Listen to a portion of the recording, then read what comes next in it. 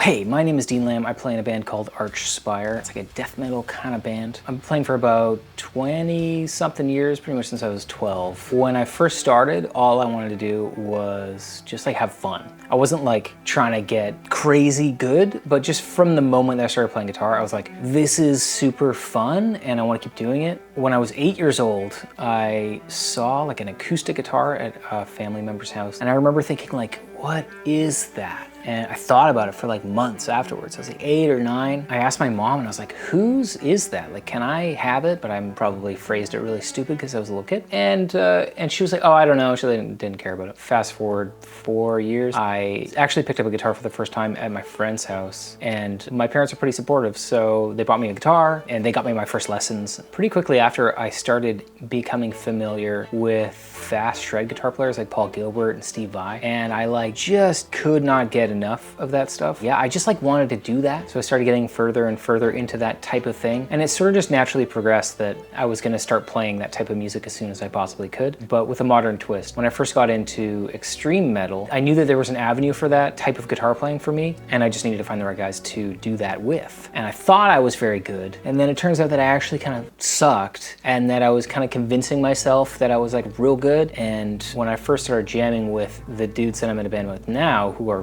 very good musicians, I was like, oh shit, that's not, like, I'm bad, I guess. So I took that time to deliberately practice. I got better in a very short amount of time, which is what I needed, because if I hadn't have done that, then I wouldn't have been in the band that I'm in now, and plenty of situations wouldn't have arisen, plenty of opportunities wouldn't have come up, and I probably wouldn't be talking here. So what I mean by deliberate practice, it's not just like picking up your guitar and just kind of doing whatever. I know that there's a place for that. You have to have fun with the instrument. There's also something to be said about delayed gratification.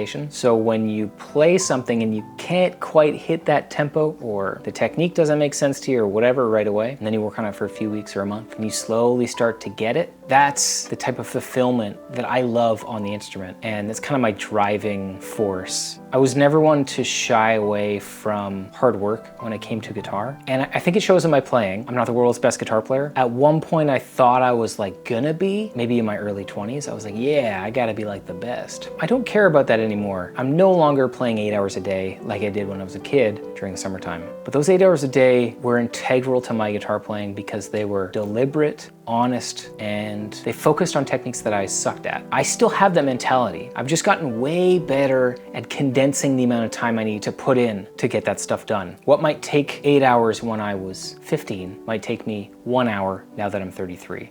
You have to understand how your brain works while learning the instrument. So if you're learning something new on guitar and it doesn't come to you right away, something I call like riding the waves of frustration. When you're playing and you get to the point where you're getting better and better and better, and then you hit that point of diminishing returns, this wave comes up and you get frustrated, frustration peaks, and then your productivity starts to sort of go down.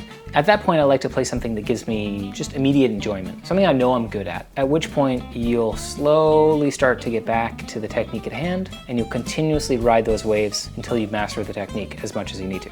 It sounds pretty simple when I put it like that, but the big thing is, instead of going to that top and then putting away your guitar, which is the absolute worst thing for you to do, you are no longer practicing, getting up, putting the guitar away, and going to do something else is not how you get better at guitar, unless you're doing a digestion period. Let's say you spend 2 hours a day working on a new technique, riding those waves. At the end of the day, your fingers are sore, your brain is tired, you're frustrated, and you can no longer ride those waves. Put the guitar away, come back the next day. You almost definitely will be better at that technique, song, or whatever. That refreshing kind of overnight thing it's pretty much invaluable. Like, you just can't do everything in one day. Your brain needs time to rest and look at it from a new perspective. So besides deliberate practice, you need to be honest with yourself about how your guitar playing sounds. Because if it sounds like shit, then it sounds like shit. There's a bunch of different ways you can be honest with yourself. One is just to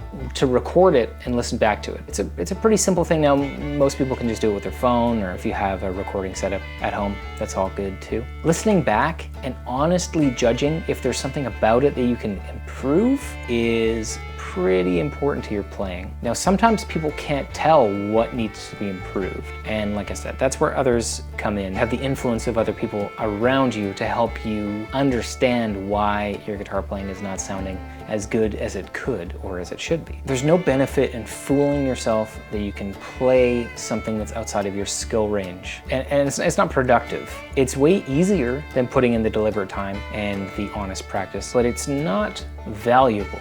Another way you can have honest practice is by recording yourself and then doubling the part. That way you can tell if your core fundamentals of guitar are on point. Your ability to keep rhythm on a click track or metronome or whatever, the consistency of your technique, and the pitch, like the intonation of your playing, which is pretty important. A lot of the times you might hear a more beginner guitar player and they'll pull strings and frets out of tune when they play, and their ear isn't necessarily trained well enough to determine the differences in pitches when you're just playing a solo instrument. Because it's when you go to add bass, the other guitar, vocals, if you have melodic vocals of some kind, keys, whatever else, then you'll start seeing those differences in pitches. And by that time, it's a tough thing to take it back from there, especially when you're in the recording studio. Try to nip those things in the bud before you go into the studio by just doing some simple things at home. Going to the studio is an eye-opening experience for anybody. And if you are going into the studio for the first time yourself, don't be too nervous, especially if it's the first time that you're going to the studio. It's probably not a high stakes project, but do look at it every time like a learning process. The amount of practice that you get in the studio, playing the same thing over and over again, you can do that stuff at home.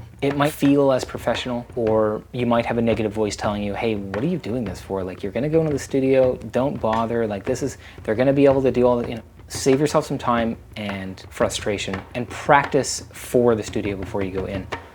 I don't necessarily subscribe to the whole 10,000 hours to master a skill, but I do think that it equals to, with kind of like heavy practice, to about 10 years. And I do feel like at 10 years, I was a sort of what I call a blank slate. It was at that point, I had just started playing with the band that I'm in now. I was focusing on techniques that I should have been focusing on 2-3 years prior. And I felt like at that point, if I put my mind to it, that I could play anything in the electric guitar that I wanted to. I still feel like that for the most part. At about 10 years, I felt like I was ready to take my guitar playing to that next kind of unique level that I knew I wanted. So yeah, if you want to become very good at guitar, the big thing is deliberate practice and honesty. If you're not being honest with yourself and you're not taking your practice time seriously, with some room for fun, of course the instrument is there for you to express yourself, and expression is fun inherently. Being able to take something that you've heard, learn it, and then play it, and then add your own flair to it is fun. The end goal for guitar is up to you ultimately. So whether you want to be a very fast extreme death metal guitar player, or you want to play chords around a campfire, deliberate practice mixed with honesty to yourself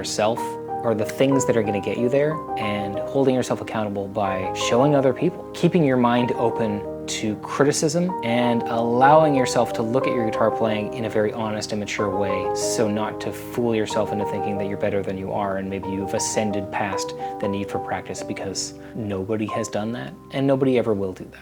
If you do want to learn some new tips and tricks on guitar during the month of September, which is right now, I have a lesson package over at riffhard.com. The new website is up, featuring all kinds of crazy tools that you can use to improve your guitar playing. And yeah, I mean, it's a very large video series that I filmed that goes through plenty of different techniques that I find make my playing in some way unique, and things that I've practiced for a very long time, and I hope you can find some benefit in that. So the link is in the description, and yeah, please do yourself a favor and go check it out if you want something new to learn. Thanks for hanging out with me, and I hope that I've been of some help for your guitar journey.